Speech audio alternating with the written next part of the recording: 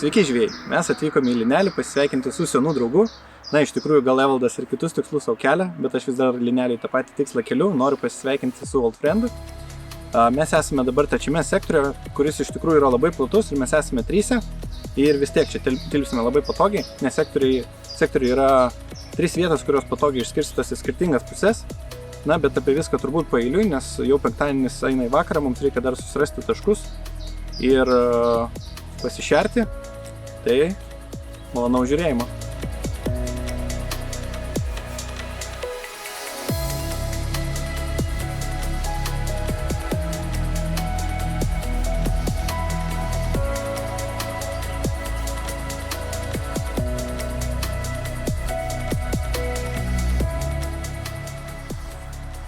Na ką, štai rytas, naktis buvo rami, kažkaip netgi per rami.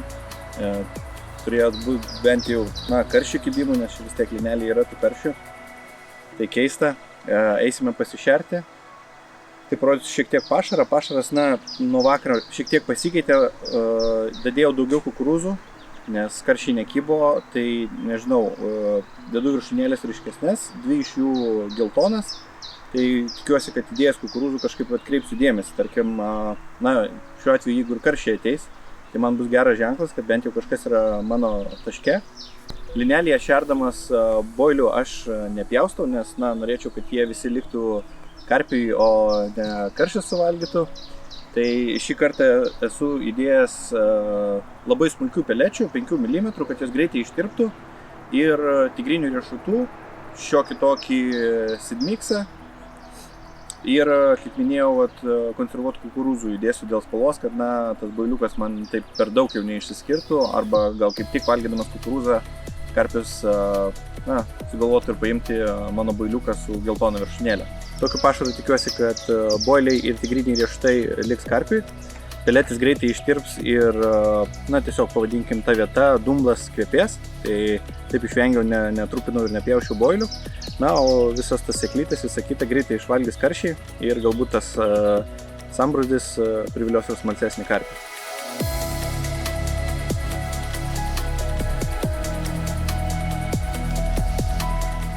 Šį kartą ant spodo užsidėjau monovalą. Tai padariau todėl, kad radau vieną tašką tik tai ir galvoju, kad šerti plačiau šį čia nepatrukdys, tam, kad ir karšiai, ir karpiai tam platesniam taške vienas kitam netrukdytų ir vienas kito neišvarytų. Jau lapų guldysiu 3 meškerės į tašką, tai man tas platus šėrimas tik tai į naudą. Žinoma, kairė meškerė bus toliausiai, dešinė arčiausiai. Kaitaliosim atstumų, žiūrėsim, kaip pasiseks.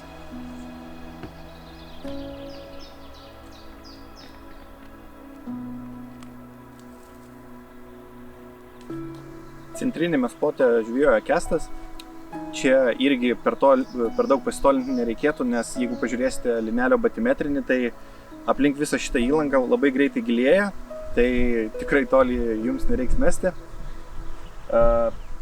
Metame į 8 sektorių, 36 metrai, jei neklystu, tikrai labai arti, netgi keista tiek spodinti, tiek meškerę mesti, nes tokie atstumai neįprasta ir labai reikia ranka suamortizuoti metimą. Kaip atsarginį tašką radome čia tokį liežuvėlį, kuris yra tarp įlankos ir šitos centrinės dalies. Jisai toks yra perkėtimas, noriu sakyti, gauburys toks į viršų ir kuris pakankamai švarus. Mes jame po kol kas dar tik šėrėme, bet nežvejojame. Žiūrėsime, jeigu ką, gal kad 3 meškerių į vieną tašką neguldyti, kairę meškerę perdėsime į tą vietą.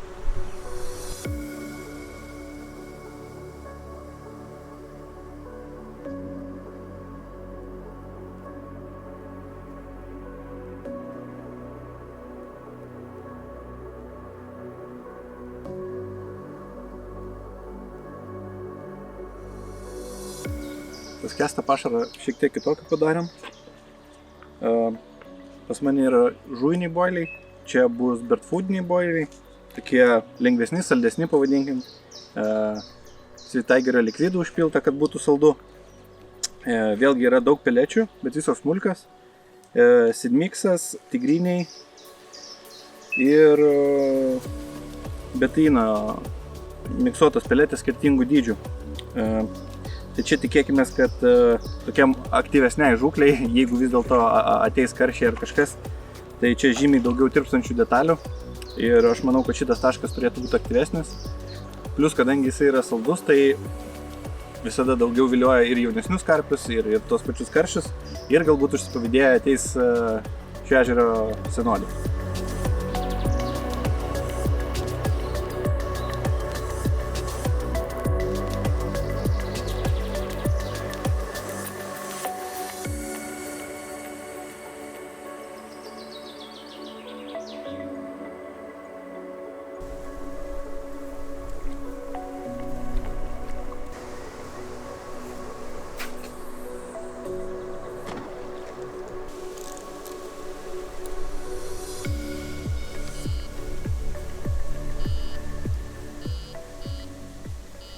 Na ką, kaip Justinas greičiausiai minėjo, aš žvejoju dešinėje.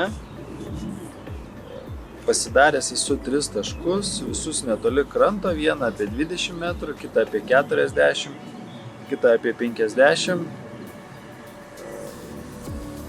Išdėstęs meškeres gana plačiai, vienas taškas kairiau, vienas per vidurį, kitas dešinėje. Viskas labai paprastai, mano pašarai tai yra tiesiog boiliai, peletės ir likvidai.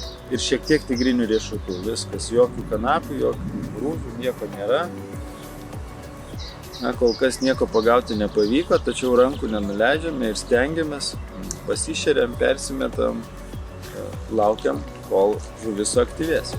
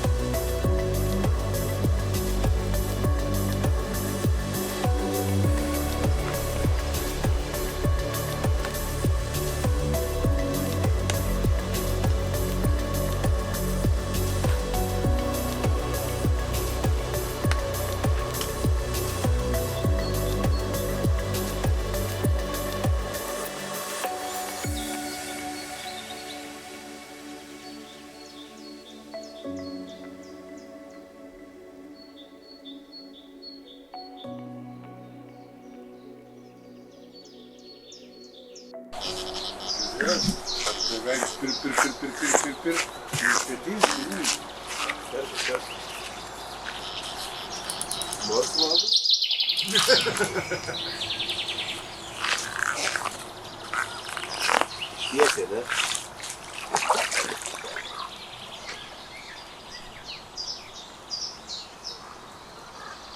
Ką sakyk? Karšano. Nu va, į komodą jau yra. Ne, mažiukas.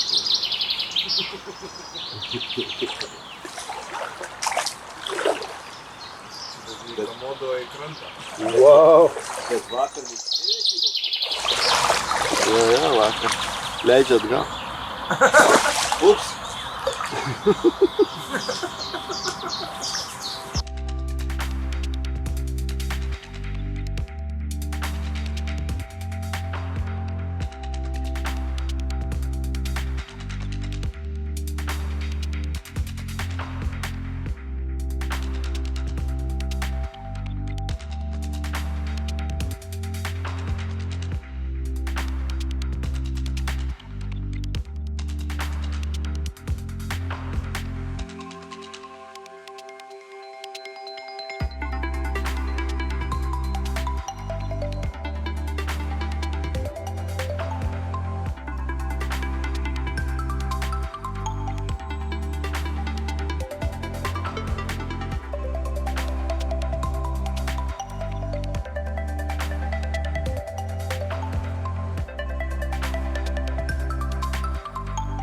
Matėte, aš žvejoju Lankėlėje. Pradžioj išsigandau, kad ten taško nerasiu, kur užmest, nes pasirodė nemažai žulių, ar tai dumblo, tiksliai negaliu pasakyti, nes švyno netraukiau tuo metu. Tai buvo todėl, kad nenorėjau per daug įlanką užsumoti, nes ten, jeigu žvejosite trečiam sektoriui, pamatysite, yra medžio šakos, kurios trukdo taip labai į kairę mesti, ir galbūt aš mano nuomonė, nenorėjau per daug į krantą artintis, vis tiek norėjau arčiau įlankos vidurio gaudyti, nes nežinau, kaip linelėje karpiai ar mėgsta šitą įlanką ar ne. Bet Tadas patikino, kad ten yra taškas ir vis dėlto taip ir gavosi, kad prie pat viršūnių metant valą priglaudus tašką radau, ant 48 metrų kažkur, bet Tadas sakė, kad taškas turėtų būti šiek tiek toliau, apie 70 metrų, tai šiek tiek pamėčius toliau, toks jausmas buvo, kad toj vietoje iš tikrųjų vos ne juosta, kurioje galima būtų visai gaudyti, nes tų žulių kaip ir nėra. Tai vat, tikėkime, kad prišerus to smulkesnių pašarų galbūt ir šiek tiek palygins tą tašką ir smulkesnė žuvis ir galbūt dar bus geriau. Tai šeriu vieną tašką, žvejojau skirtingais atstumais, nežinau iš tikrųjų kas pasiteisins, kas ne, netgi sistemėlių irgius bandau skirtingus ir 15 ir 20 cm. Po kol kas ištraukus sistemėlės nei builiukas smirda, nei per daug žolių yra ant kabliuko ar švino. Tai po kol kas sunku pasakyti, na, kas pasiteisins. Čia reikės mums palaukti.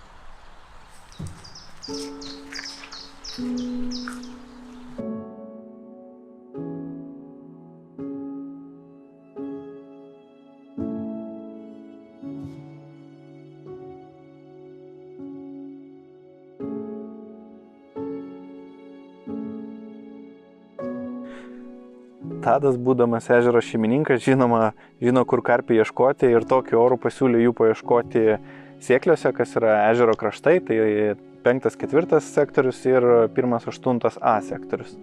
Ir nuskridę su dronu, žinoma, pamatėme ten karpius besimėgaujančius pavasario pabaigos ritualais.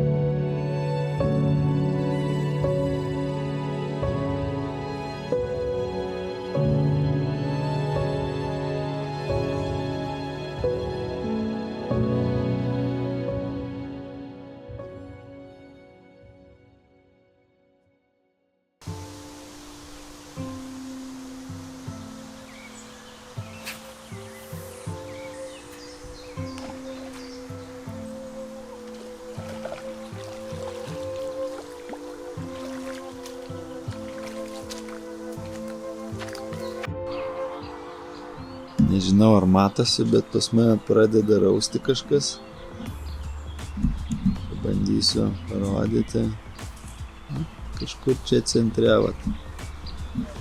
Jau 6 kartus burbulų krūvos išlindo. Tikiuosi, tai ne karšių būrys. Nu, aš čia boiliais papobrinau dabar. Gausiai gana visus taškus.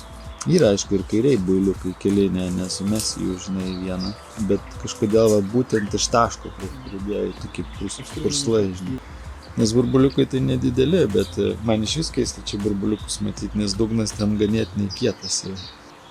Gal kažkas berausdamas paims mano masalą. Jau adrenalinas. Pasidėjo, kai visiškai tyloj parą prasėdi ir tokius rausimus pamatai savo taške.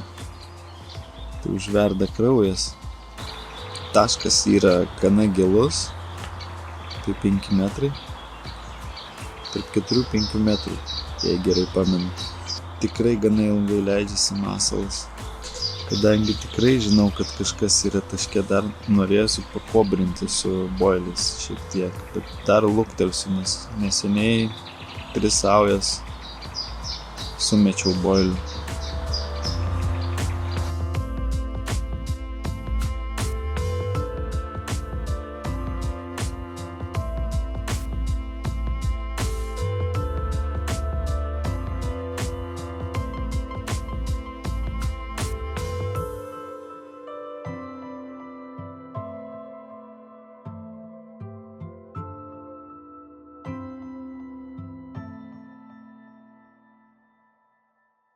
Na ką, jau kažkur 2:30, karpio dar nei vieno kibimo neturėjome, bet jau tiesa pagavo Evaldas vieną karšį, tai gal tai bus pranašas, kad tuoj prasidės kibimai. Ir jeigu matote, man už peties jau tamsėja debesis, matomai ateina lietus, nes kyla vėjas, tai mes šiek tiek apsirinksime daiktus ir tikėkime, kad šito oro permaina mums bus tik tai nauda.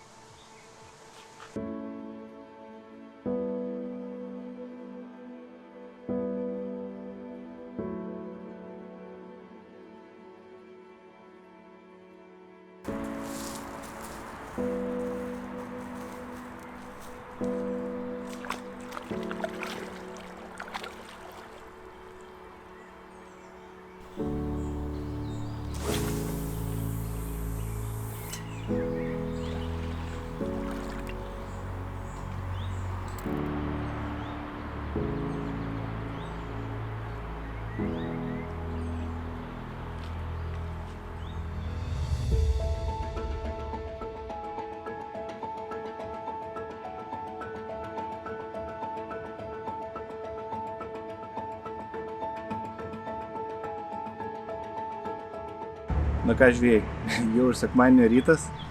Gaila, bet grybštai mūsų užšlapyja ne nuo karpio, o nuo lietaus.